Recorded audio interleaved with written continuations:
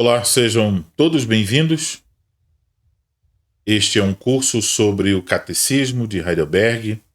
Esta é a aula de número 3, que tratará sobre a história e os objetivos do Catecismo de Heidelberg. Nós queremos dar as boas-vindas a todos que estão acompanhando essa aula ao vivo, que poderão participar dela, com perguntas, comentários, etc. E também aqueles que assistirão posteriormente, permitindo o Senhor. O nosso estudo de hoje, ele ainda terá um caráter introdutório. Veremos algumas questões ligadas à história, do catecismo e aos seus objetivos. Foi meu plano terminar essa parte introdutória do catecismo hoje, mas não foi possível. Não tem que ficaria muito assunto, ia ter que correr, passa da hora, não consegue dar, então é melhor fazer menos, talvez esse menos já seja todo o tempo que a gente tem disponível. Então nós vamos iniciar com uma oração. Pai eterno e bendito, nós agradecemos por mais uma noite que o Senhor nos dá, pela vida e saúde que desfrutamos, todas as bênçãos que procedem da tua mão misericordiosa. Pedimos perdão, Senhor, dos nossos pecados e tua graça agora que vamos estudar questões relativas à história da igreja e que também tem a ver com o nosso aprendizado da tua palavra. Ilumina-nos, dai-nos discernimento, dai-nos, Senhor, percepção e façamos tudo de tal modo que o teu nome seja honrado. Te louvamos em nome de Cristo. Amém. Muito bem. Então,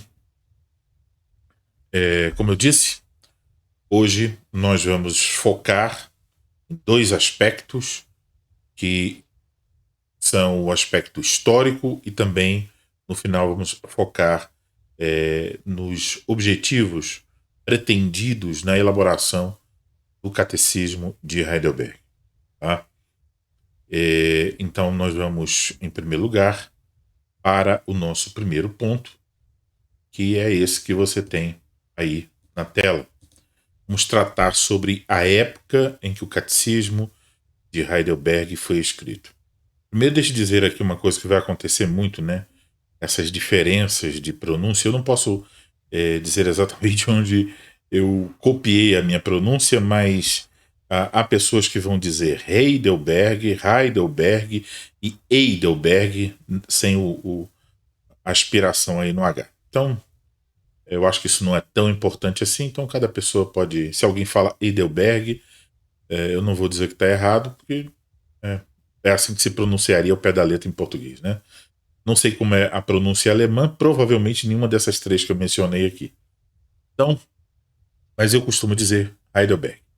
A época em que o Catecismo de Heidelberg foi escrito. Então esse é o nosso primeiro assunto aqui. Para ter uma noção sobre essa época em que o Catecismo foi escrito, nós vamos observar algumas datas. A primeira delas é o prefácio elaborado pelo Frederico III. O prefácio do Catecismo da primeira edição é datado de 19 de janeiro de 1563. Então, quais foram as coisas que aconteceram naquele entorno? Primeiro, devemos lembrar aqui que em 31 de outubro de 1517, o monge agostiniano Martinho Lutero, lá na porta do castelo da igreja de Wittenberg, ele pregou na porta da igreja do castelo de Wittenberg as suas 95 teses contra as indulgências. Então, isso é considerado geralmente aí como um grande momento, né, da história da Reforma. Isso foi em 31 de outubro de 1517. Uma outra data importante que devemos observar aqui é a data de 1536. Em 1536, quando os cristãos reformados na França estavam sob perseguição do rei Francisco I, o João Calvino publicou então a sua primeira edição das Institutas da Religião Cristã quando ele tinha 27 anos. Então, em 1536 foi aí essa primeira edição das Institutas. E em anos seguintes, o João Calvino esteve em vários lugares. Ele esteve em Genebra, de 1536 a 1538. Depois, quando expulso de Genebra, ele foi para Estraburgo, onde ficou de 1538 a 1541. E, a pedido do Conselho de Genebra, ele retornou a Genebra em 1541, onde ele ficou até a sua morte, 1564. E lá, estando em Genebra, Calvino elaborou diversas edições das Institutas, e a última delas, um pouco antes então da sua morte, alguns 4 ou 5 anos antes da sua morte, ele escreveu então a última edição em latim, que é a edição de 1559. Então, Calvino morreu em 27 de maio de 1564, aos 55 anos. Alguns anos depois da última edição das Institutas, em 1559, e um pouco antes da morte de Calvino, 64, né? Em 1561, um pastor chamado Guy de Brès escreveu uma confissão de fé, a qual chamamos de a Confissão Belga. Essa confissão de fé, ela foi composta como uma pequena apologia para os cristãos reformados que estavam sendo perseguidos nos Países Baixos. Essa perseguição vinha do rei da Espanha. Então, o Guy de Brès, ele foi um pastor que chegou a estudar com Calvino, que estudou com Teodoro Beza lá em Genebra, e a Confissão Belga depois se tornou o primeiro padrão doutrinário das igrejas reformadas, escrita em 1561 pelo Guy de Brès. Tá?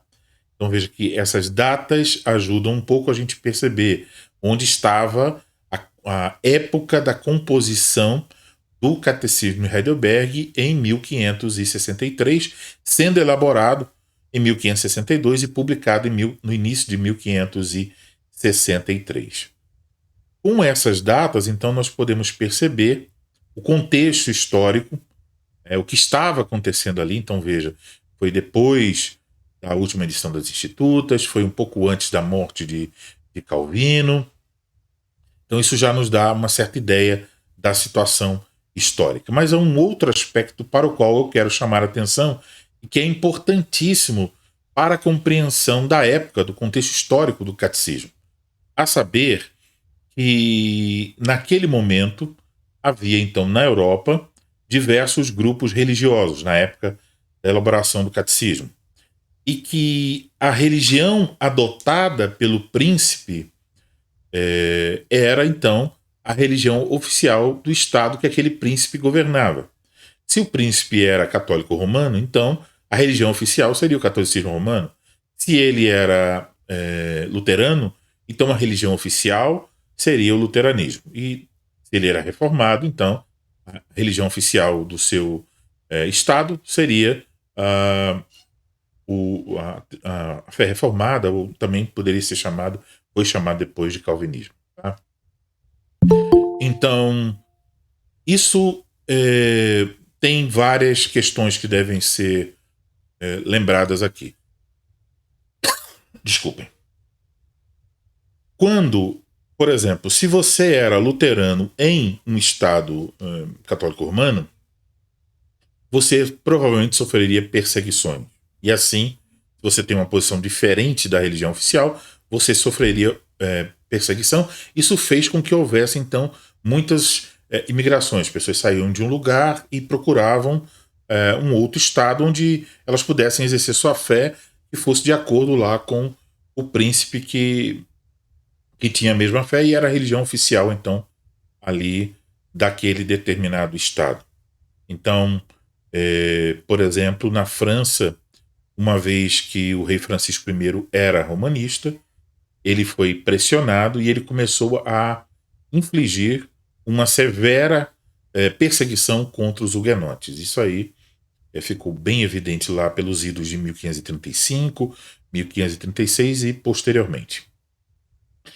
Além disso, também é bom sabermos que havia disputas, não só políticas, mas militares, guerras, entre os príncipes que tinham diferentes posições. E aí isso complicava ainda mais a situação. Então, às vezes, a família deixava a pátria para ir para um outro lugar, para se livrar das perseguições e dos problemas surgidos aí nesse contexto. Então, isso também deve ser percebido. Agora, vamos pensar sobre esses diferentes grupos existentes na Europa na época da Reforma. Como você pode ver no slide, são mencionados aí 4 grupos. O primeiro desses grupos é o grupo dos romanistas. Então, eu chamo assim por entender que o termo católico, cujo significado é universal, ele não é um termo que pertence à Igreja de Roma. Ele é um termo que pertence à Igreja de Cristo. A Igreja de Cristo é católica, no sentido que ela é universal, ela não é de um lugar, ela não é de Jerusalém, nem de Roma, nem de São Paulo, ela é a Igreja de Cristo em todo o mundo, ela é universal. Então, a Igreja Católica realmente é a Igreja do Senhor Jesus Cristo, não uma denominação em particular, mas a Igreja que pertence de fato a Cristo. E é por isso, então, que os reformadores eles não se referiam aos católicos romanos como católicos, como as pessoas fazem hoje, né? Referem-se a eles, a Igreja Católica, os católicos. Não, eles não faziam isso. Porque os reformados se consideravam católicos eles, não como nome, mas como entendendo o significado da palavra. Então eles se referiam aos romanistas como papistas ou como romanistas, tá? Eles não se referiam a eles como católicos. Se você vai chamar de católicos, eu diria que fale o nome completo. Chama de católicos romanos, que acaba sendo aí uma contradição, porque católico universal e Roma é um lugar exclusivo, né? Então, é o universal que é de uma cidade, basicamente isso. Os romanistas, então, eram o grupo maior da Europa, porque os romanistas são uma distorção, né? Um veio errado que a igreja foi tomando paulatinamente, e eles eram, então, lá em maior número. Tinham, então, mais estados, tinham poder político, tinham poder militar e tinham poder econômico. A maioria dos príncipes naquela época da Reforma, assim que a Reforma começou a seguir, alguns abraçaram a Reforma, mas a grande maioria permaneceu romanista. O segundo grupo eram os luteranos, e eles ficaram conhecidos assim, principalmente na Alemanha, aqueles que haviam recebido e abraçado os ensinos de Martinho Lutero. Com a pregação e o ensino de Lutero, muitos príncipes alemães acabaram depois adotando o luteranismo como religião do seu estado. Inclusive, esses príncipes, para se apoiarem mutuamente, para se defenderem, eles criaram uma liga chamada Liga de Esmalcalda. Essa liga era uma liga de príncipes luteranos que se apoiavam mutuamente. Então, um terceiro grupo eram os anabatistas. Então, quem eram os anabatistas? O termo anabatista, ele significa rebatizadores. Então, o que significa isso? Que eles não aceitavam a validade do batismo feito na Igreja de Roma e a validade do batismo feito em crianças. Então, eles requeriam que as pessoas fossem rebatizadas. É lógico que isso trouxe diversas dificuldades. Por quê? Porque eles diziam que um batismo feito por um sacerdote romano não tinha valor. E alguém que foi batizado como criança, também aquele batismo não tinha valor. Daí então, como eles iriam rebatizar alguém se eles mesmos não tinham tido um batismo válido? Então, vamos dizer, está lá o pastor anabatista, ele dizia, olha, vou rebatizar vocês, mas espera aí, eu tenho um problema. O meu batismo, eu fui batizado quando criança e por um sacerdote romano, então o meu batismo não vale.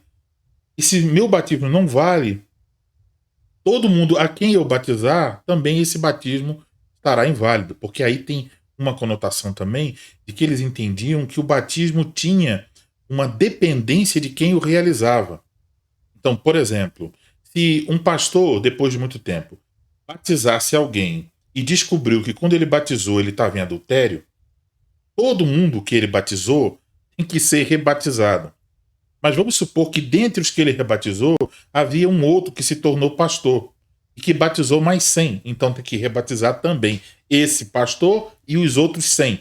Então havia muitas loucuras como essa, porque os anabatistas não estavam se prendendo às escrituras. Eles eram outro movimento que nós chamamos de reforma radical. É lógico que é bom sabermos que os anabatistas não eram um grupo homogêneo. Eles tinham grupos variados, espalhados por toda a Europa. Então havia grupos mais bíblicos, outros grupos menos bíblicos. Havia grupos mais radicais, fazendo loucuras, e outros grupos mais moderados. Tá? Então é bom termos essa ideia aí para não fazermos um julgamento errado sobre a situação. Mas falando dos radicais, por exemplo, havia um homem chamado John Leyden, e ele convenceu os anabatistas da cidade de Münster, na Alemanha, a ungí-lo e coroá-lo como rei da justiça e o regente da Nova Sião. Então ele dizia que a Jerusalém celestial ia descer lá em Münster. E ele seria, então, o agente, né, do que iria acontecer, deveria ser ungido e coroado como rei da justiça.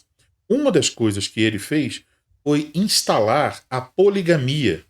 E aí ele casou-se ele mandou os maridos abandonarem suas mulheres e ele casou com essas mulheres. Ele casou com 16 mulheres. Então, isso é um lado louco, bem radical. Os anabatistas nem todos faziam esse tipo de coisa, mas alguns grupos certamente faziam. Esses grupos tinham posições diferentes e não tinham uma doutrina comum. Então, geralmente, nós nos referimos à reforma promovida por Lutero, por Calvino e outros como sendo a reforma magisterial. Quer dizer, que é uma reforma feita pelo magistério, pelos professores, pelos doutores, pelos mestres estudiosos da palavra de Deus. Martinho Lutero, João Calvino, Beza e outros. E falamos isso porque eles promoveram uma reforma por meio de ensinar a palavra de Deus. Quanto aos anabatistas, geralmente nós os denominamos de reforma radical.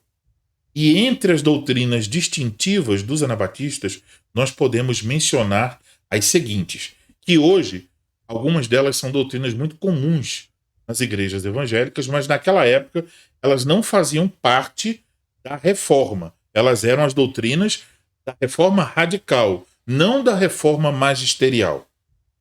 Que doutrinas são essas? A rejeição do batismo infantil, a comunhão imposta de bens e propriedades, um tipo de protocomunismo. Tá? Muitos deles, não todos, mas muitos deles negavam a Trindade. Eles eram contrários à guerra, diziam que o cristão não deveria participar de guerras, mas ao mesmo tempo eles se rebelavam contra os governos. Então eles promoviam revoltas, rebeliões contra as autoridades. Eles tinham uma forte ênfase em dons proféticos e novas revelações. O Senhor me disse, maridos, larguem todas as suas mulheres e as mulheres casem comigo, como disse lá o John Leyden. Então nem todos falavam mesmo loucura, mas muitos deles abraçavam a ideia de dons proféticos e novas revelações. E eles negavam algumas doutrinas confessadas pelos reformadores, tal qual a doutrina da depravação total, a doutrina do pecado original e a doutrina da eleição. Então os anabatistas negavam todas essas doutrinas aí. Então eles não eram a reforma magisterial, eles eram a reforma radical. E antes que vocês achem que os batistas dos nossos dias sejam os anabatistas, né, da época da Reforma, é preciso dizer que não há essa correspondência exata entre os anabatistas lá e os batistas agora. Tá? Não há essa correspondência exata. Porém, como você já deve ter notado, a maior parte das igrejas evangélicas, e aí talvez tenhamos que dizer muitas batistas também, né, do nosso país, se não são herdeiras históricas, tendo um laço, um vínculo histórico com os anabatistas, certamente são herdeiras teológicas e também herdeiras da prática anabatista. Então, a maior parte das igrejas evangélicas, se hoje fosse a época da Reforma, a maior parte delas seria classificada como anabatista, como reforma radical, porque não está fundamentando a vida da igreja na palavra de Deus, mas em visões, em revelações, em homens. Então, seriam classificados aí. Então, a igreja evangélica brasileira, na sua grande maioria, é herdeira espiritual, teológica da reforma radical e não da reforma magisterial. É por isso que eu, particularmente, não gosto de me denominar de evangélico. Porque o evangélico acaba tendo essa conotação, né? Ele é evangélico, fica conectado com todo esse movimento que é, vamos dizer assim, o anabatismo dos nossos dias.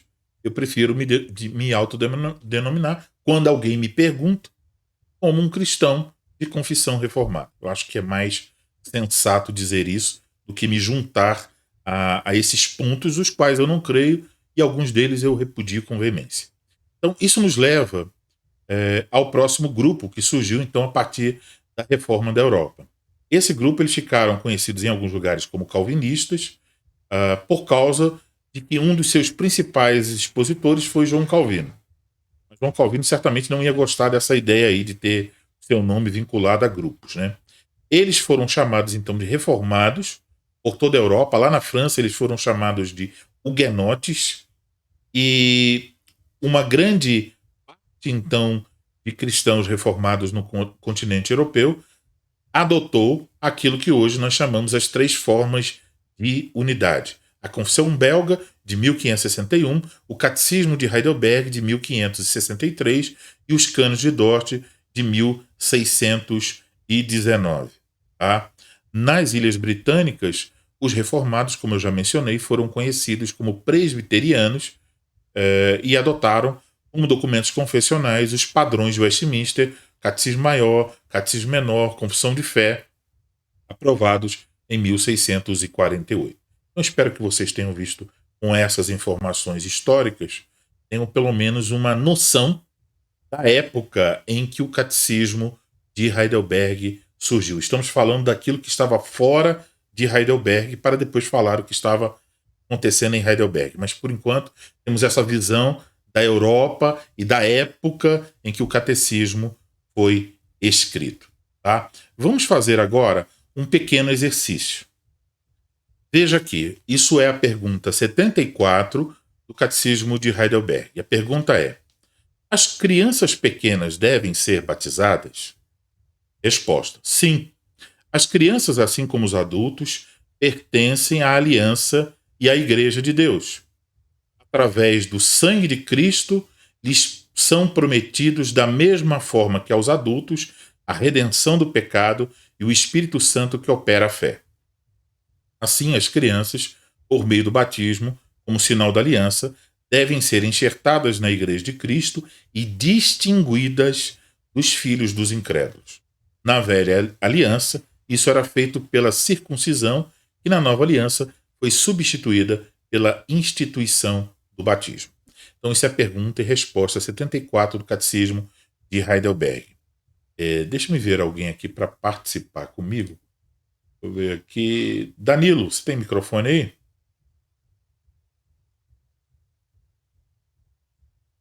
Danilo? Sim, tem. Pronto. Danilo, então, essa pergunta aí. O Catecismo de Heidelberg está lidando com qual daqueles grupos que eu mencionei? Anabatista. Os anabatistas, tá bom. Obrigado, Danilo. Vamos para a pergunta 78. Então, o pão e o vinho são transformados no corpo e no sangue reais de Cristo? Resposta: não. Do mesmo modo que a água do batismo não se transforma no sangue de Cristo, nem é a própria purificação dos pecados, mas é simplesmente um sinal e uma garantia disso da parte de Deus, assim também o pão da ceia, na ceia do Senhor, não se torna no próprio corpo de Cristo, embora seja chamado de corpo de Cristo, conforme a natureza e o uso dos sacramentos. E agora, Danilo, qual é o grupo com o qual a pergunta 78 está lidando? Os romanistas. Só os romanistas? E os luteranos. E os luteranos, exatamente. Então a pergunta 78 está lidando com os romanistas e os luteranos. Os romanistas dizem que o pão e o vinho se transformam, a substância de pão e vinho se transforma, essa doutrina chama-se transubstanciação. E os luteranos dizem algo bem parecido. Eles dizem que não se transforma, mas que com a substância de pão e vinho existe a substância do corpo de Cristo. Então ficam lá as duas substâncias. Isso é a doutrina da consubstanciação. E aí o catecismo está lidando com essas posições romanista e luterana. Vamos para a pergunta 80, Danilo. Qual é a diferença entre a ceia do Senhor e a missa do Papa? Resposta. A ceia do Senhor nos testifica, primeiramente, que temos o perdão completo de todos os nossos pecados pelo único sacrifício de Jesus Cristo, que ele mesmo realizou na cruz de uma vez por todas. Em segundo lugar, que pelo Espírito Santo somos enxertados em Cristo, o qual está agora no céu, em seu corpo verdadeiro, à mão direita do Pai, e é onde ele quer ser adorado. A missa, no entanto, ensina primeiro que nem os vivos nem os mortos têm o perdão de pecados por meio do sofrimento de Cristo, se ele não for ainda sacrificado diariamente em favor deles pelos sacerdotes. Em segundo lugar, que Cristo está presente corporalmente na forma do pão e do vinho, e neles deve ser adorado. E agora, Danilo? Desculpe, faltou um pedacinho aqui. A missa, portanto, é basicamente nada mais que a negação do único sacrifício e sofrimento de Jesus Cristo, e é uma idolatria maldita. Então, com quem eles estão lidando, Danilo?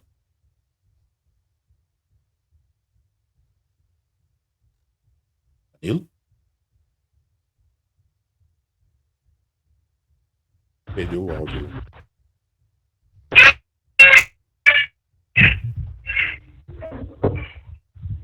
Danilo? Acho que ele está com algum problema no áudio. Bom, se ele respondeu que é com os romanistas, acertou. Podemos dizer que de uma forma indireta aqui também vai tocar nos luteranos. Pergunta 101. Mas será que podemos, de modo piedoso, fazer juramentos e votos em nome de Deus? Isso aqui está tratando sobre o terceiro mandamento e sobre os votos que fazemos. Resposta. Sim, quando o governo exige de seus súditos ou quando a necessidade o exige para que se guarde e se promova a fidelidade e a verdade para a glória de Deus e o bem do nosso próximo. Esse tipo de juramento tem por base a palavra de Deus e foi assim utilizado da maneira correta pelos santos do Velho e do Novo Testamentos. Com qual grupo o catecismo está lidando aqui? Está lidando com os anabatistas, porque os anabatistas diziam que um cristão não podia jurar, porque jurar é pecado. E eles falavam isso com base no que Jesus disse: não jureis nem pelo céu, nem pela terra, nem pelo ouro do templo, etc. E também pelo que Tiago disse. Só que tanto Jesus quanto Tiago não estão proibindo o juramento, estão proibindo o juramento feito de forma leviana e feito pelo céu, pelo ouro, pelo templo. E quando a palavra de Deus diz lá no Antigo Testamento de forma clara que nós só devemos jurar pelo nome do Senhor nosso Deus. Então, o juramento só pode ser feito a Deus, em nome de Deus e a Deus. Então, o catecismo explica isso, dizendo que há momentos que pode ser necessário e deve ser baseado na palavra de Deus e foi usado assim, tanto no Antigo quanto no Novo, foi usado pelos fiéis dessa forma. Então, o catecismo está mostrando que aquela doutrina anabatista não está correta nesse ponto aí. Então, muitos outros exemplos poderiam ser dados. Eu aqui não passei, né, gente? Excelente, eu estou um péssimo homem do slide aqui. Eu não passei os slides, desculpem.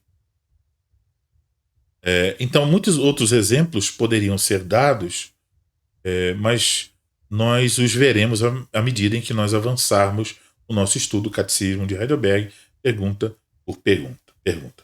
Agora, então, nós obtivemos até aqui uma noção do contexto histórico do Catecismo de Heidelberg, e eu espero que vocês tenham observado que os mesmos erros que com os quais os reformadores tiveram de lidar naquela época são ainda um desafio para os nossos dias. Por exemplo, há pessoas hoje que ainda vão negar que o cristão possa fazer um juramento. Eles vão dizer, não, Jesus disse, é proibido, é pecado. Então eles interpretam de maneira errada, olhando uma passagem e não o que a Bíblia diz, e aí então esses mesmos problemas ainda estão presentes no nosso dia, e por isso é importante ter certeza da nossa fé reformada e nos aprofundarmos nela, inclusive para ajudar outras pessoas. Então, encerramos aqui esse primeiro ponto, a época em que o Catecismo de Heidelberg foi escrito. Alguém tem aí alguma dúvida? Reverendo, boa noite. Eu poderia fazer uma pergunta em cima dessa última pergunta do Catecismo de Heidelberg que o senhor fez? Pode sim, Paulo. Eu acho que na pergunta depois dela, ou antes, né, fala que nenhuma criatura é devida à honra de que a gente possa fazer juramento. Exato? Uhum. Então, vai uma dúvida. Como o senhor me faz do Westminster também segue isso. Um exemplo. Eu vou seguir uma profissão. Um exemplo, né? Vou fazer engenharia na faculdade. E, basicamente, todas as profissões hoje exigem que a gente se faça um juramento. Então, estaria errado se alguém fizesse um juramento. Não que juramento em si não seja pecado, isso já explicou. Mas porque eles levam com base num... eu juro, não sei, por mim mesmo, ou pelo Estado, ou enfim. Outra... Então, nesse caso, sim. Jurar por si mesmo, jurar pelo Estado, jurar por qualquer outra criatura é pecado. Então, nesses casos, a pessoa, naquele momento, ela deve comunicar aos responsáveis que ela fará uma alteração. Ela colocará lá, por questões de consciência religiosa, o nome do Senhor Deus. Então ele vai dizer, eu juro pelo Senhor Deus que assim, assim, assim farei, caso aquilo que esteja escrito ali seja algo possível de ser praticado e seja conveniente falar, que esteja de acordo com o Evangelho. Então a pessoa pode jurar aquilo, porém não por si mesmo nem pelo Estado, jurar em nome do Senhor Deus. Teria que fazer essa pequena alteração. Mais alguma dúvida? Então, está esclarecido. Obrigado. De nada, Paulo. Mais alguma dúvida? Sigamos, então. Vamos falar agora sobre o lugar em que o Catecismo de Heidelberg foi escrito. Como o próprio nome do catecismo indica, ele foi escrito numa cidade alemã, que hoje é uma cidade alemã, né? A cidade de Heidelberg. A cidade de Heidelberg, ela ficava no Palatinado Renano. É um território que se localiza ali à margem ocidental do rio Reno. E o Palatinado Renano, daí o nome, né? Também era conhecido como Baixo Palatinado. Então você tem aí um mapa. Esse mapa eu não consegui saber qual é a época dele. Então não sei se ele é um mapa mais recente, em que os estados da Alemanha agora são assim divididos, né? Províncias. ou se é um mapa mais antigo, mas pelo menos nos dá uma ideia da localização. Como você pode ver na parte inferior, ali está Rhineland Palatine, né? Então ali é o Palatinado Renano. E ali já está bem próximo à França, tá? Isso é um fato importante aí. Então a cidade de Heidelberg ficava lá no Palatinado Renano. Então era um território da Alemanha governado por um príncipe eleitor. E o que era um príncipe eleitor? Ele era assim chamado porque o príncipe era membro de um colégio eleitoral que era chamado Colégio Eleitoral do Sacro Império Romano Germânico. Então esse colégio eleitoral era constituído de 6 a 10 príncipes que escolhiam o imperador do Sacro Império Romano Germânico.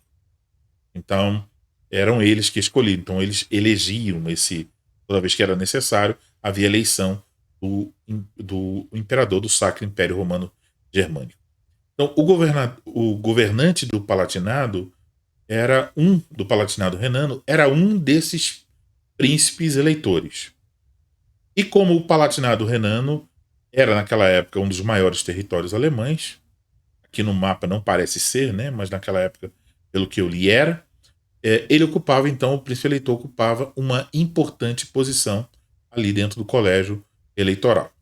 E a cidade de Heidelberg era a capital do Palatinado Renano. E geralmente era o local onde vivia o príncipe eleitor. Para falar sobre como a reforma chegou lá em Heidelberg, eu quero mencionar algumas questões que aconteceram um pouco antes disso. Vamos passar aqui. Primeiro vamos lembrar, né? As 95 teses sobre as indulgências foram colocadas lá na porta da igreja do Castelo de Wittenberg em 31 de outubro de 1517. Essas 95 teses, elas tiveram uma repercussão, veja, quase o final de ano, né, lá do 1517, tiveram uma repercussão.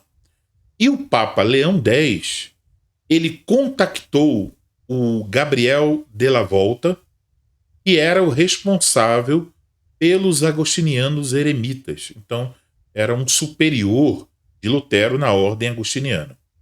E o Papa chamou, então, Gabriel della Volta, que era esse responsável, e pediu a ele que ele lidasse com o problema. O problema era Lutero.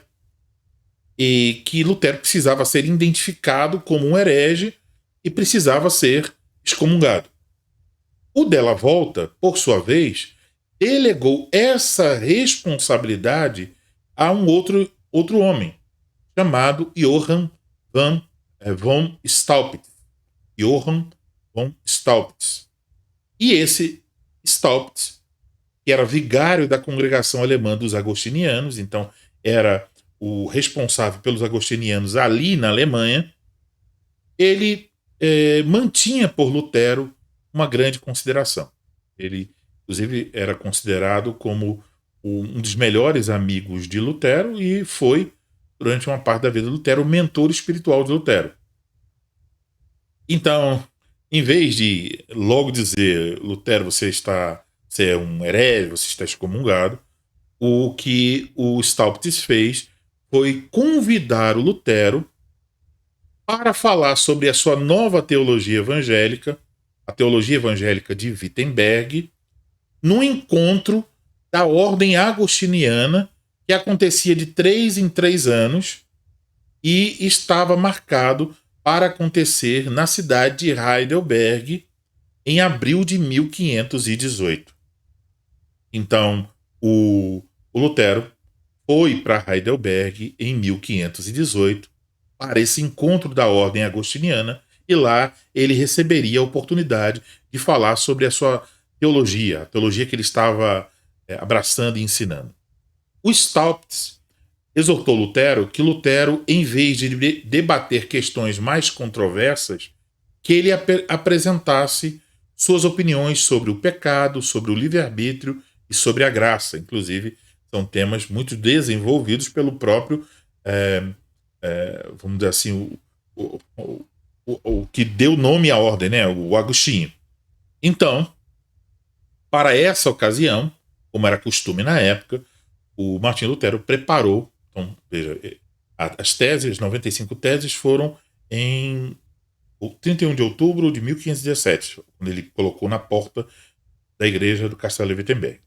E agora, em abril de 1518, ele vai dar essa palestra, vamos dizer assim. E aí ele vai apresentar para os seus irmãos de ordem, os agostinianos, essa teologia que ele estava ensinando. Ele faz isso através de 40 teses que são divididas entre 28 teses sobre teologia e 12 sobre filosofia. E qual é o enfoque dessas teses? É a teologia da cruz, que é cristocêntrica, e a teologia da glória, que é aí a teologia dos escolásticos medievais. Então ele vai contrapor esses dois tipos de teologia e vai dizer, bom, a teologia que eu abraço é essa aqui, a teologia da cruz, a teologia cristocêntrica. Então a reunião se deu na própria abadia dos agostinianos, ela não aconteceu lá, perdão, na abadia dos agostinianos, mas ela aconteceu na sala de conferência da Faculdade de Arte de Heidelberg. E o príncipe eleitor do Palatinado Renano naquela época, que era o Ludovico V, que governou de 1508 a 1544, ele era um príncipe romanista, mas ele foi, né, até a esse encontro, ele ouviu isso e ele acabou por favorecer, em algum grau, o progresso do luteranismo lá no Palatinado. Então, o progresso do luteranismo no Palatinado acaba tendo um certo vínculo com essas 40 teses sobre a teologia da cruz e a teologia da glória que Lutero falou lá. Essas teses podem ser encontradas nessa obra aqui da editora Sinodal. Esse aqui é o volume de número 1, Os Primórdios, escritos de 1517 a 1519. Então aqui você tem as 40 teses, tá? Sendo e 28 delas são teológicas e as outras 12 são filosóficas. Eu vou ver se eu leio aqui alguma tese só para vocês terem uma ideia. A tese de número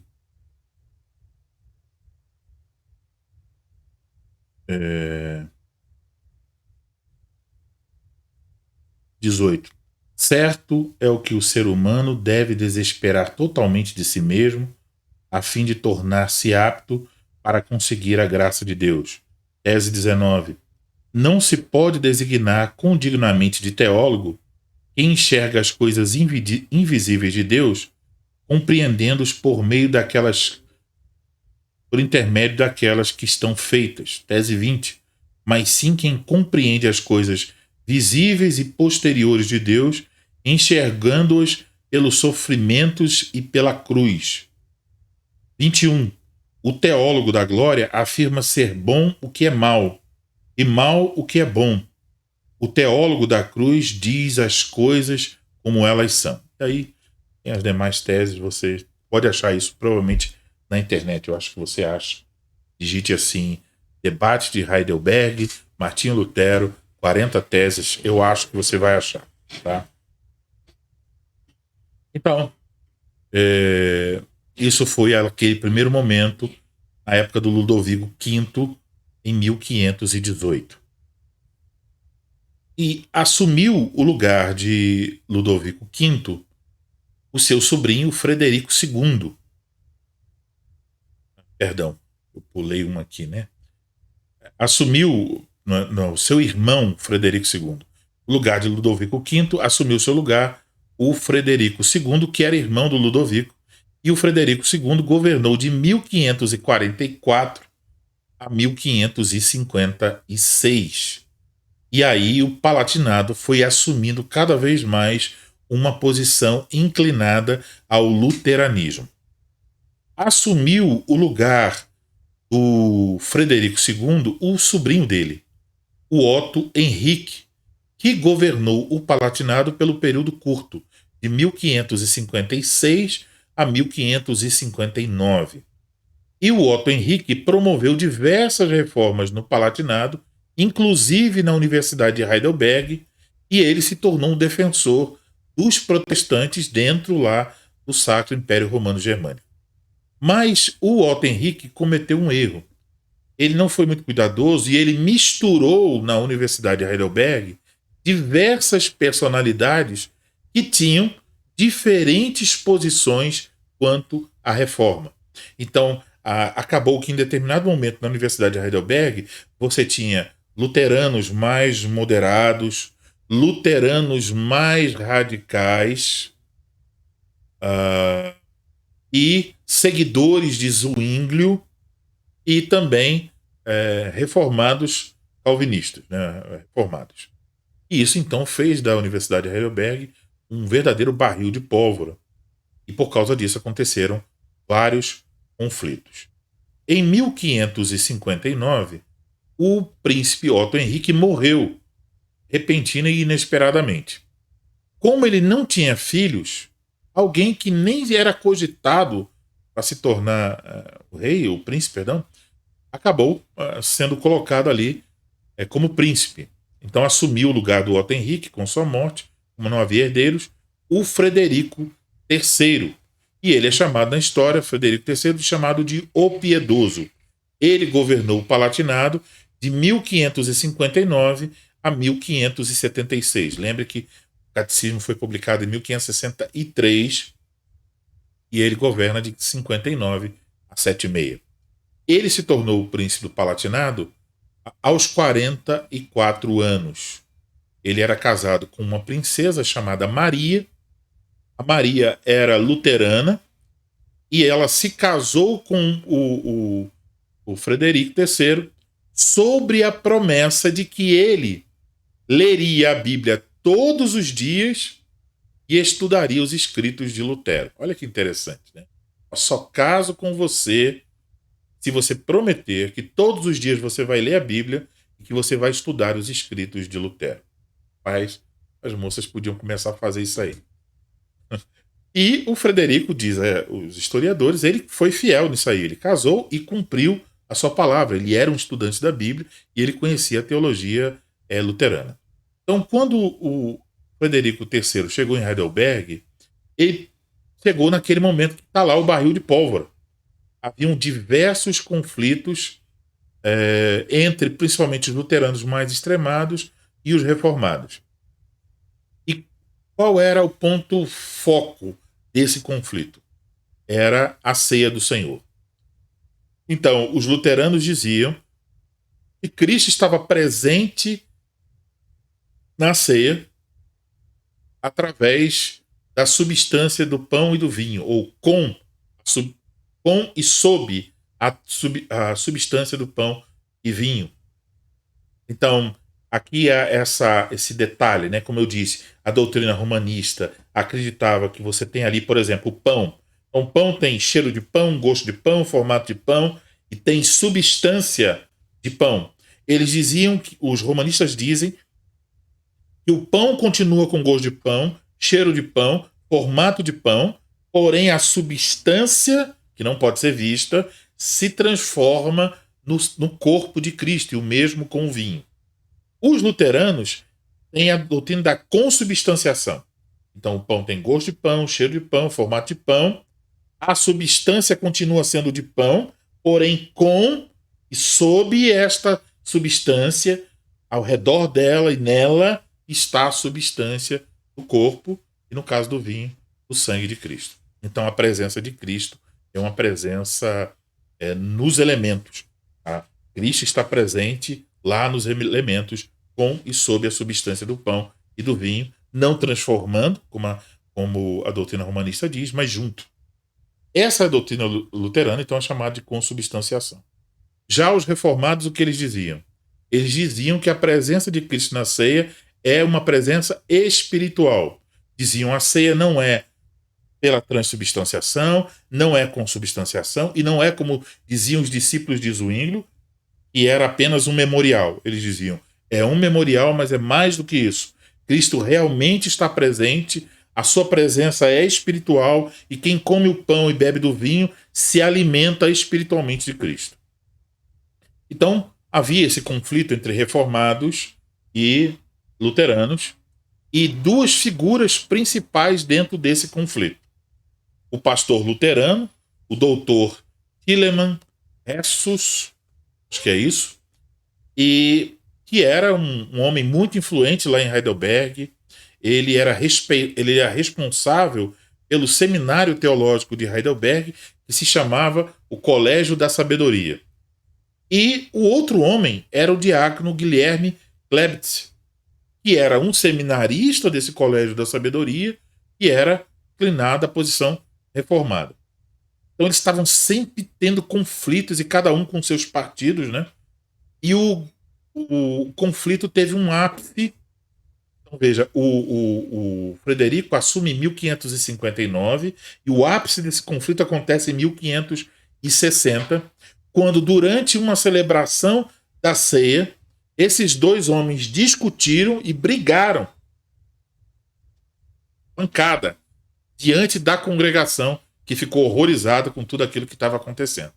O resultado foi que o Frederico mandou embora, expulsou os dois do Palatinado, vai embora todos os dois. E a partir daí, o Frederico III, ele buscou meios para resolver esse conflito e para buscar a unidade da igreja no Palatinado. Com esse objetivo, ele pediu conselhos ao Felipe Melanchthon, que era lá o amigo de Lutero, né? Então, enquanto ele estava aguardando a resposta de Melanchthon, o Frederico III resolveu ele mesmo dedicar-se a estudar as Escrituras para tentar achar uma resposta, como é a presença de Cristo na ceia, para tentar resolver essa controvérsia. E ele afastou-se de tudo por um tempo e ficou ali dedicado buscando entender este assunto. A resposta de Melanchthon chegou e Melanchthon recomendou a ele moderação e que ele assumisse uma posição doutrinária segura sobre a ceia do Senhor, para que então todo o Palatinado seguisse aquela posição. Quanto mais o Frederico estava estudando a Bíblia, mais ele começou a se inclinar para a posição reformada sobre a ceia. Então, em junho de 1560, foi realizado em Heidelberg um debate a pedido do genro do Frederico III, que era luterano, e queria evitar que o seu sogro se voltasse para a posição reformada.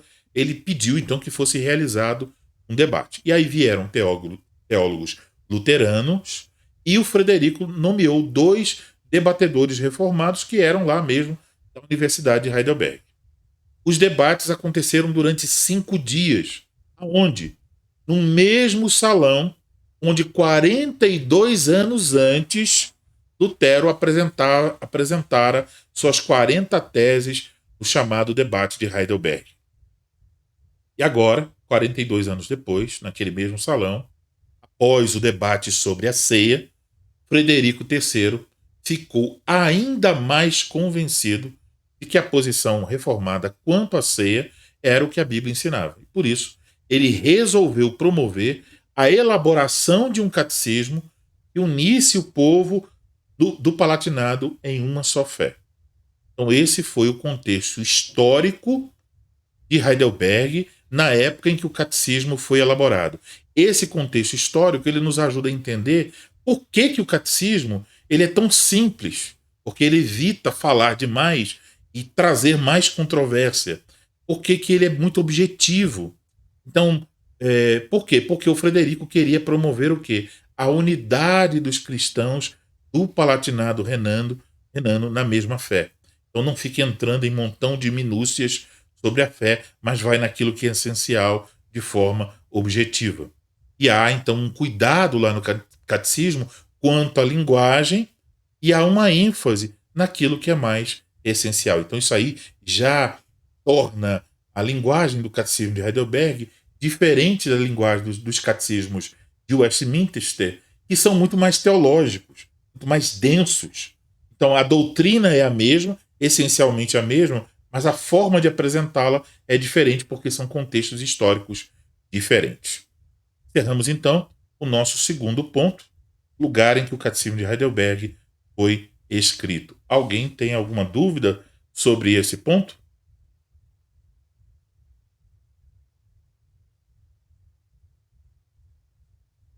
Parece que não. Então, vamos seguir aqui na nossa aula. Vamos para o terceiro ponto. A autoria e a data do catecismo de Heidelberg.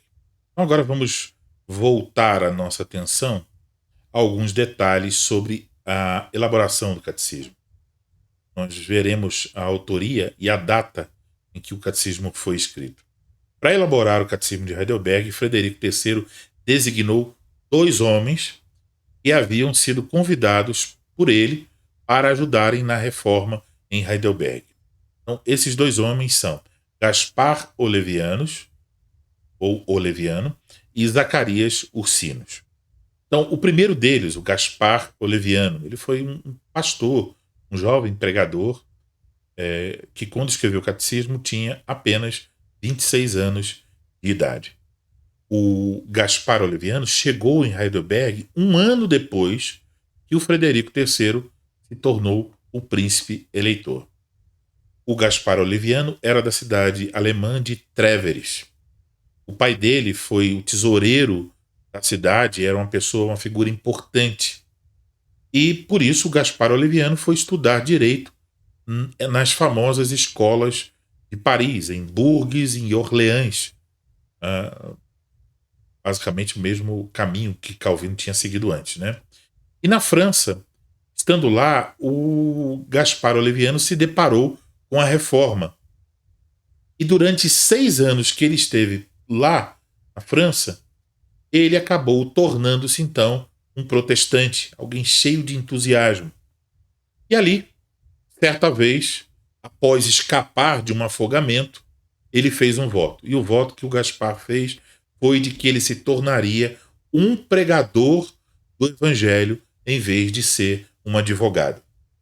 Por isso, quando ele concluiu seus estudos, depois de passar em sua cidade de Treveris, ele se dirigiu a Genebra e Zurique, onde viviam então grandes reformadores, e ele chegou em Genebra para estudar e perguntar aonde ele poderia servir melhor a reforma. E naquela época o Guilherme Farel disse a ele que ele deveria servir a reforma em Treveris, a sua cidade natal. E assim sendo, em maio de 1559, vejam aí as proximidades, né? O ano da última edição das Institutas, ele voltou para Treveris, onde ele começou a trabalhar como professor de latim. E no mesmo ano, o 1559, o Frederico, lá em Heidelberg, se tornou o príncipe eleitor do Palatinado, renano. Em Treveris, o Gaspar Oleviano começou a pregar o evangelho. E ele fez isso com tal eloquência, com tal capacidade, que o conselho da cidade o convidou para pregar numa das principais igrejas da cidade, a igreja de São Jacó. E ali chegavam, amontoando-se para ouvir a pregação, mais de 600 pessoas. Com medo do príncipe eleitor de Treveris, que era outro príncipe, né?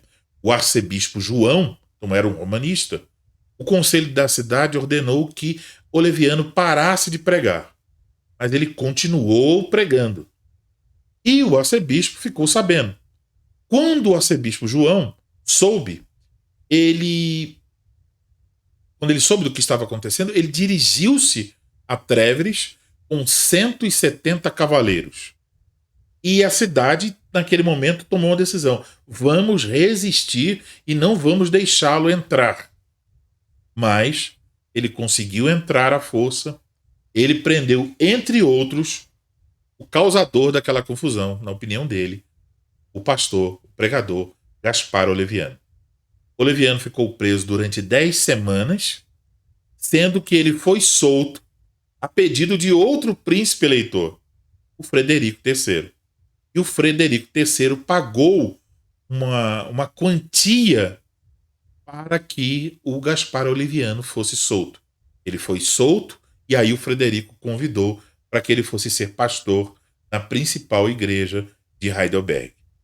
O segundo homem, isso tudo quando ele tinha 26 anos, tá? O segundo homem convidado a elaborar o Catecismo de Heidelberg foi Zacarias Ursinos. Ele era de outra cidade, né, de Breslau, e em 1550, quando ele tinha 16 anos, ele foi para Wittenberg estudar na famosa universidade. 4 anos depois da morte de Martim Lutero, ele foi para lá para estudar em Wittenberg. Ele é descrito como um jovem calmo, modesto, ele não gostava de debates, mas o Philippe Melanchthon percebeu o Zacarias Ursinos, né? E o Melanchthon era, naquele momento, o substituto de Lutero na Universidade de Wittenberg. E o Melanchthon tinha, naquela época, 53 anos. E logo, os dois se tornaram amigos íntimos. Em 1557, os dois passaram por Heidelberg, quando o Otto Henrique, lembram dele? Era o príncipe eleitor, e Ursinos ficou ali 10 dias enquanto Melanchthon aconselhava o Otto Henrique sobre o avanço da reforma em Heidelberg. Depois o Ursino passou por outras cidades onde a reforma avançara, como Estraburgo, Basileia, Lausanne, a própria Genebra, Paris, Zurique. E ele recebeu ensino do próprio Calvino. Ele recebeu do próprio Calvino uma edição das Institutas. E o Calvino escreveu uma mensagem para ele de encorajamento, né, que ele estudasse a Bíblia e tal. Depois disso, Ursino voltou para a sua cidade natal, Breslau, onde ele foi nomeado chefe da escola elisabetana. Mas aí surgiram boatos lá de que ele não era luterano, mas que ele era um calvinista. Então ele ficou cercado ali de intrigas, agitações, né? E aí, em abril de 1560, ele soube da morte de Philippe Melanchthon, e aí ele renunciou ao cargo e foi para Zurique. Em outubro de 1560, ele começou a estudar com um homem chamado Peter Martyr. E foi esse Peter Martyr que provavelmente levou Ursino a enxergar mais claramente aquilo depois que Ursino confessou no Catecismo de Heidelberg. Quando, em 1561, Peter Martyr foi convidado pelo Frederico III para ser o diretor do Colégio da Sabedoria, né, que era o seminário para a formação de ministros da palavra, o Peter Martyr disse que ele já estava velho, que ele não podia assumir esse compromisso, mas que ele tinha um homem certo para essa missão. E aí ele indicou o Zacarias Ursino. Assim, a pedido do Frederico III, o pastor de 26 anos, que era o pregador eloquente, Gaspar Oliviano, e o professor de teologia e diretor do Colégio da Sabedoria, o jovem de 28 anos, Zacarias Ursino, trabalharam juntos para a elaboração de um catecismo para ser usado no Palatinado renano. Eles começaram o trabalho em 1562, trabalharam arduamente, não só para elaborar cuidadosamente as perguntas e respostas, mas também, a pedido do Frederico III, eles deveriam colocar provas bíblicas para aquilo que estava sendo ensinado no catecismo, para que todos soubessem que o ensino do catecismo era conforme as Escrituras. Além do Gaspar Oliviano e do Zacarias Ursino, vários professores e vários pastores de Heidelberg contribuíram para a elaboração do catecismo, inclusive o próprio Frederico III também deu contribuições. Assim sendo, nos primeiros dias de 1563, com o catecismo já concluído, Frederico III reuniu em Heidelberg diversos ministros, professores do Palatinado, examinaram o catecismo. Eles se reuniram, eles estudaram, eles conversaram sobre o catecismo. As reuniões duraram 8 dias, terminaram no sábado. Quando foi no domingo, eles se reuniram para o culto solene, para a celebração da Ceia do Senhor. Quando foi na segunda-feira, eles se reuniram com Frederico III, que encorajou aqueles homens, professores e pastores, a ensinarem, de acordo com as fiéis verdades confessadas, o Catecismo de Heidelberg. E na manhã seguinte, Frederico III escreveu o prefácio do Catecismo de Heidelberg, um texto com 800 palavras, que foi concluído no dia 19 de janeiro de 1563.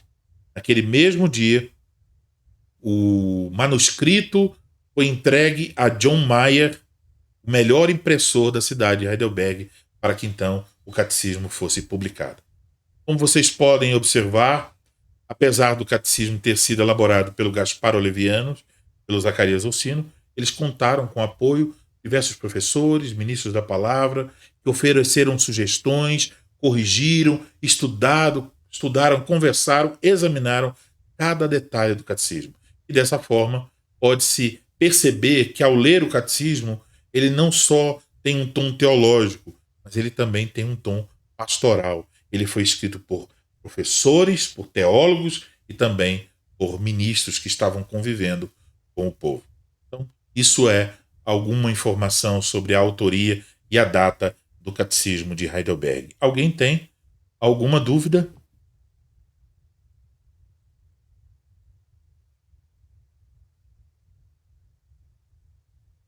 Então vamos para o nosso último ponto. Os objetivos do Catecismo de Heidelberg. Então veja, no ponto anterior eu falei sobre como a reforma ela avançou lá em Heidelberg. E vocês devem ter percebido o que estava por trás do desejo do Frederico III ao promover a elaboração do catecismo. Isso tinha relação com os desejos dele de promover a unidade da igreja no Palatinado Renano, a verdadeira fé. Mas tem outros pontos que nós precisamos observar e por isso nós vamos olhar com mais detalhes para os objetivos do Frederico III, aquilo que ele desejava alcançar com a elaboração do Catecismo de Heidelberg. Eu já mencionei, agora há pouco, o prefácio que o Frederico III escreveu para o Catecismo no dia 19 de janeiro de 1563. E nesse prefácio, o Frederico reconhece os seus deveres como governante, não só no que diz respeito ao bem-estar temporal dos seus súditos lá do Palatinado Renano, mas também quanto ao seu bem-estar eterno. Ele se sentiu responsável por isso também. Então ele escreve que, acima de tudo, ele deveria admoestá-los e conduzi-los constantemente ao piedoso conhecimento e temor do Onipotente e da sua santa palavra de salvação como o único fundamento de toda virtude e obediência. E aí, ciente de suas responsabilidades como governante, Frederico III menciona no seu prefácio certas preocupações. Essas preocupações, elas estão dentro do contexto que um pouco antes ele tinha criado um comitê e enviado esse comitê por todo o Palatinado para buscar informações nas escolas, nas igrejas, junto à comunidade, para saber a situação dos jovens, das igrejas, das crianças. Então, esse comitê trouxe notícias ruins para ele, né? E aí ele vai comentar isso aqui. Então ele diz assim lá no prefácio: portanto, também apuramos que a maior deficiência do nosso sistema se achava no fato de que nossos jovens tendem a ser descuidados quanto à doutrina cristã, tanto nas escolas como nas igrejas do nosso principado, estando mesmo alguns deles sem nenhuma instrução cristã, outros sendo ensinados sem método, sem um catecismo oficial, digno de confiança e inteligível, mas meramente segundo um plano ou juízo individual. E entre outras grandes deficiências, a consequência delas tem sido, em muitos casos, que os nossos jovens têm crescido sem o temor de Deus e o conhecimento de sua palavra, recebido instrução sem proveito ou, caso contrário, sendo confundidos com questões irrelevantes e desnecessárias, e por vezes sobrecarregados com doutrinas perniciosas. Então veja, a seguir ele escreve: é essencial que os nossos jovens sejam treinados no começo da existência e, sobretudo, na pura e consistente doutrina do Santo Evangelho e sejam bem exercitados no apropriado e verdadeiro conhecimento de Deus.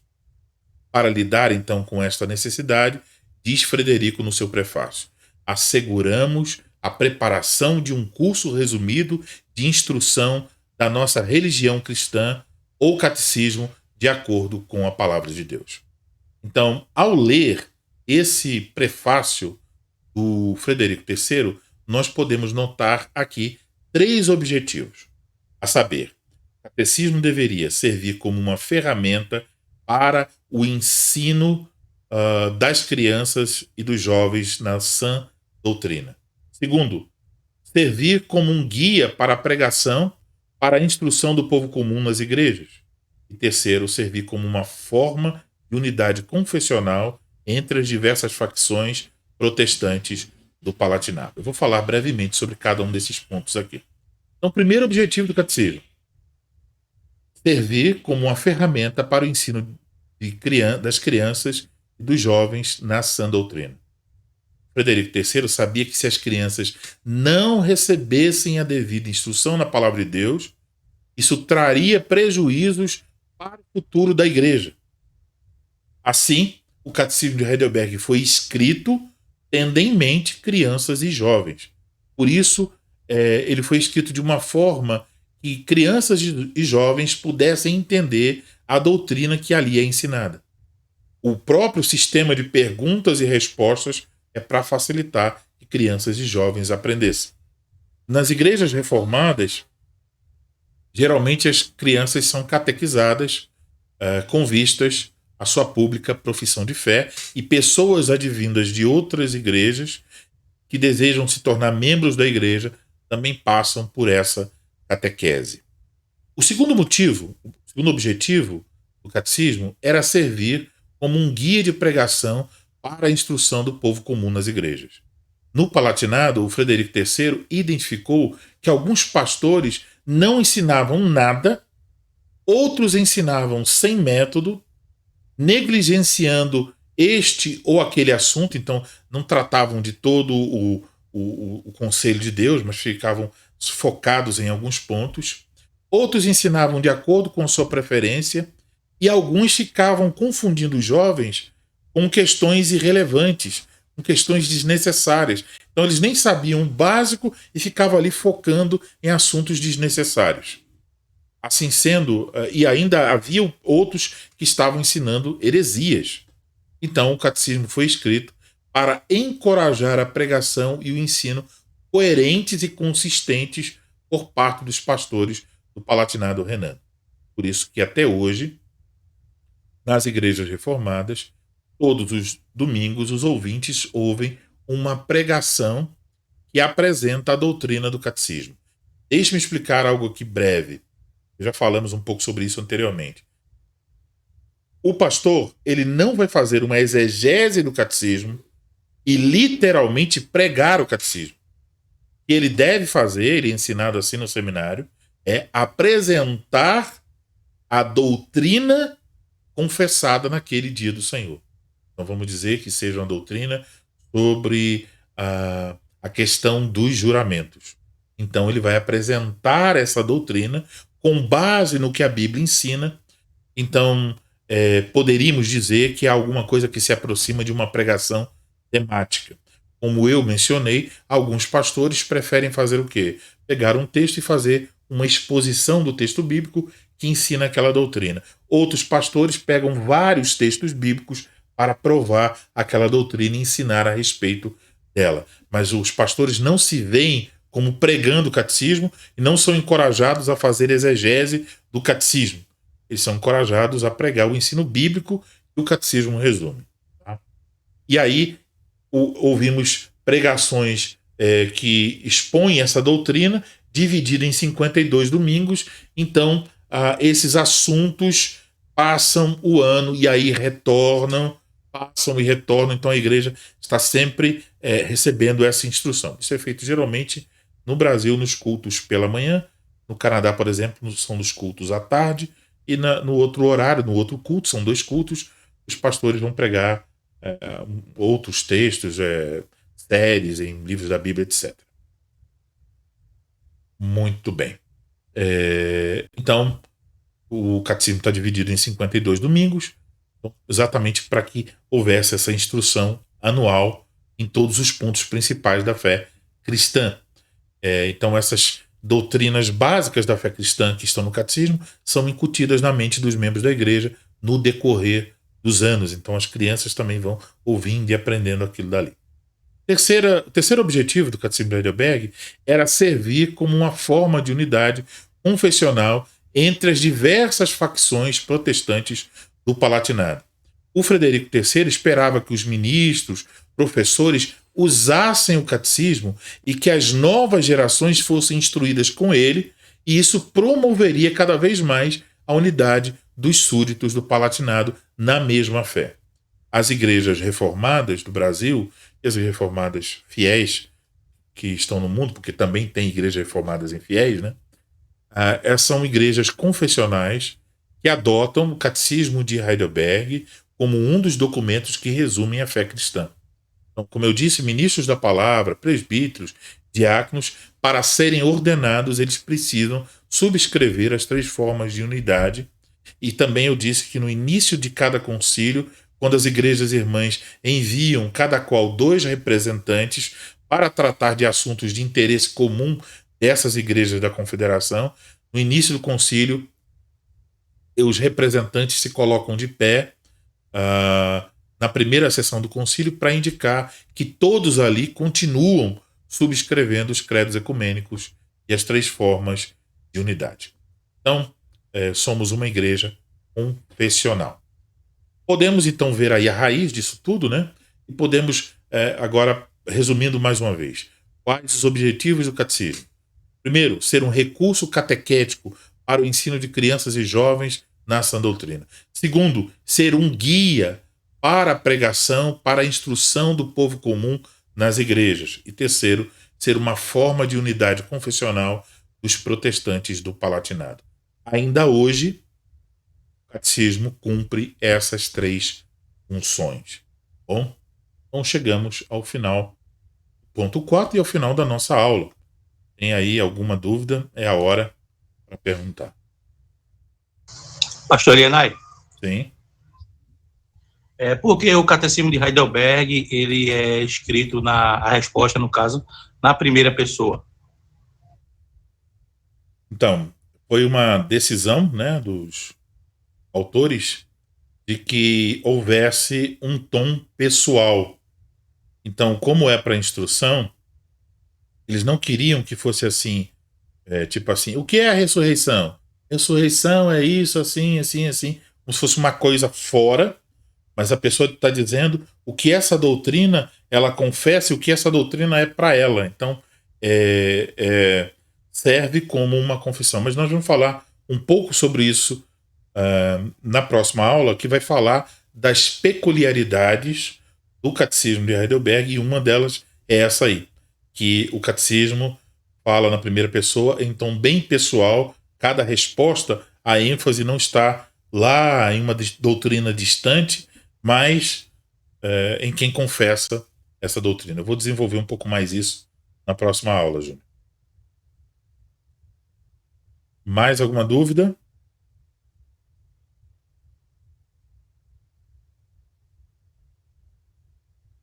Muito bem. Nós vamos então encerrar a nossa aula agradecendo ao Senhor Deus por mais esta noite, por mais esse passo que nós acabamos de dar, aprendendo aí sobre algumas questões históricas e também dos objetivos. Permitindo o Senhor, na aula de número 4, nós vamos aprender sobre a estrutura do catecismo, o tema do catecismo e também sobre as suas peculiaridades. E aí, daqui a 2 semanas, então, finalmente é que nós vamos entrar no Dia do Senhor, de número 1. Eu espero que vocês tenham feito aí um esforço, né, para adquirir alguma cópia do catecismo, para que vocês possam usar aí durante as aulas que nós vamos ter em cada dia do Senhor, permitindo o Senhor Deus. Nós vamos orar nesse instante, pedindo sua graça e sua bênção. Pai Celeste, Deus Todo-Poderoso, te agradecemos pelas coisas que o Senhor fez na época da Reforma, através de Martim Lutero, através de João Calvino, Felipe Melanchthon e tantos outros. Te agradecemos pela vida de Gaspar Olivianos, de Zacarias Ossinos, e vemos a tua providência na vida desses homens, conduzindo-os para realmente elaborar esse recurso que nos ajuda a estudar a tua palavra, ajuda na instrução das crianças, ajuda na instrução de novos membros, também promove a unidade da tua igreja na verdadeira fé e serve como um recurso para que os pastores possam se lembrar de pregar todo o conselho do Senhor. Ajuda-nos a aproveitar esse recurso, sempre discernindo tudo pela tua palavra, que é a nossa única regra de fé e prática. Ajuda-nos a aprender essas preciosas doutrinas resumidas aí no catecismo e que nós possamos compreender essas doutrinas, guardá-las em nosso coração, confirmá-las através da tua palavra e então anunciá-las a outras pessoas, ensiná-las e fazer tudo isso com o objetivo de glorificar o teu santo nome. Abençoa a tua igreja no Brasil, abençoa cada aluno desse curso, faz a tua igreja avançar, o teu reino se expandir, glorifica o teu santo nome, Senhor. Nós oramos assim, em nome de Cristo Jesus. Amém.